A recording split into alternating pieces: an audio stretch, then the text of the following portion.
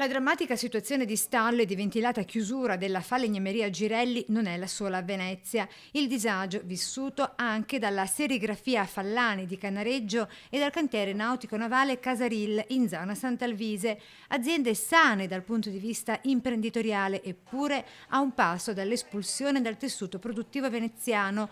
Giusto oggi Confartigianato Venezia ha richiesto un incontro urgente con il sindaco Brugnaro e con l'assessore all'urbanistica De Martin per trovare una soluzione volta a scongiurare il pericolo di perdere professionalità così specializzate quale queste. Quindi è un piccolo esercito quello che corre il rischio nei prossimi mesi anni, ma non tantissimi, di essere espulso da Venezia. E ricordiamoci che sono tutte attività che sono non solo nate a Venezia, ma che fanno parte della storia e della tradizione e della cultura produttiva di Venezia. Stiamo parlando di attività che veramente sono nate a Venezia e fanno parte della storia, della cultura, della tradizione della città. Nel caso della serigrafia artistica, Fallani ha lavorato con tutti i principali artisti che sono passati per Venezia, sia stanziali che ospiti della città. Quindi un fiore all'occhiello che la città dovrebbe tenere come un tesoro vivente della propria,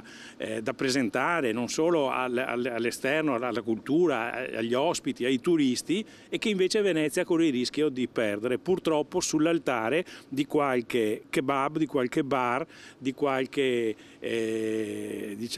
attività turistica.